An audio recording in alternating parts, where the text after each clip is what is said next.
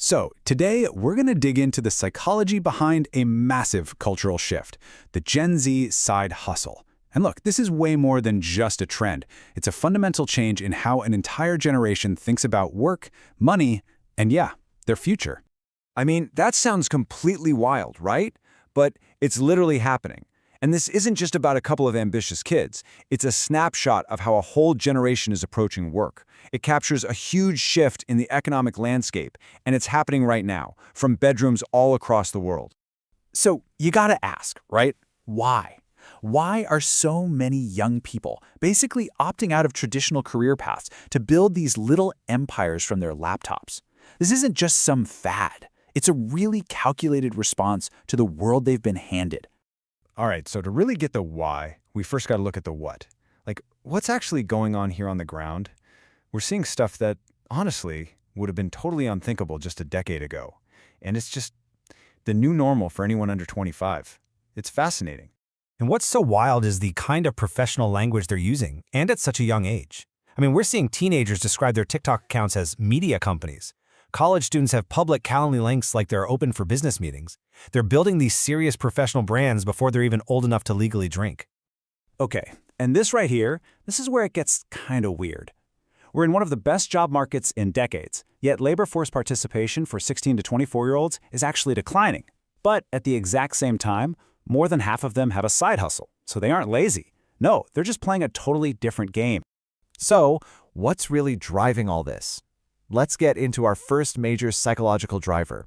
And honestly, it's less about ambition and way more about this deep, almost radical sense of insecurity. I mean, just think about the world Gen Z grew up in for a second. They were old enough to watch their parents get wrecked by the 2008 financial crash. Then, boom, right as they're coming of age, the 2020 pandemic hits and just shuts down the entire world. The lesson they learned was simple and brutal. Nothing is stable. And this number? Wow, it really says it all. Almost half of Gen Z is constantly worrying about money. And this isn't just about being short on cash this week. It's this constant nagging anxiety about the future.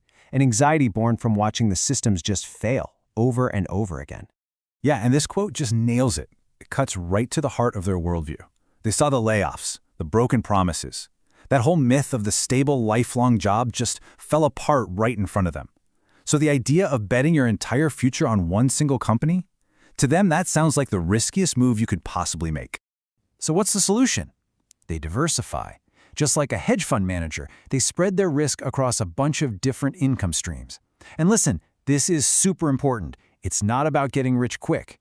It's a defense mechanism. They're building a fortress to protect themselves from a world they see as fundamentally unstable.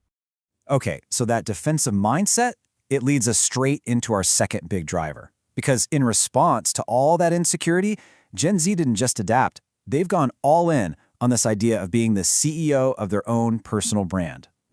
And this slide, man, it just lays out the shift perfectly.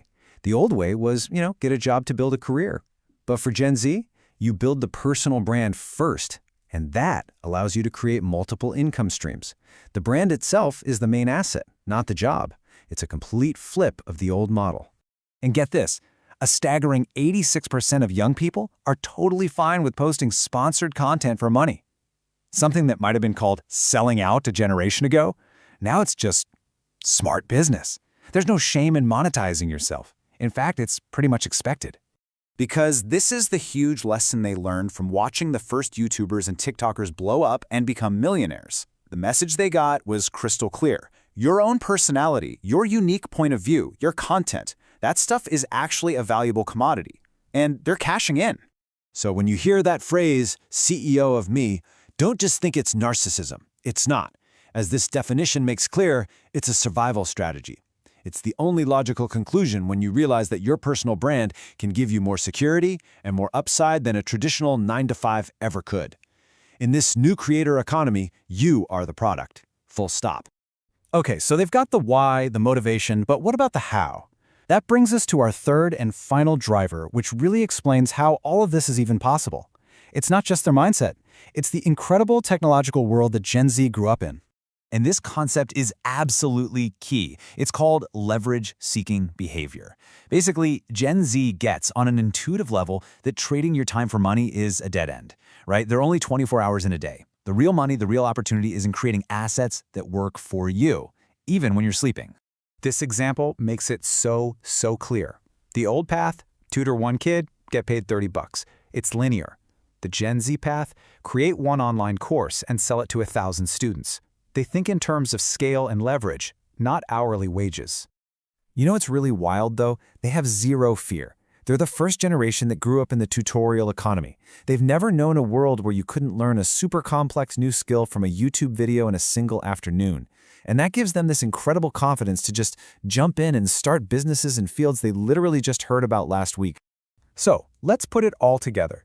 You take that radical insecurity, you mix in this CEO of me identity, and you top it off with this endless algorithmic opportunity of the internet, and what you get is a perfect storm.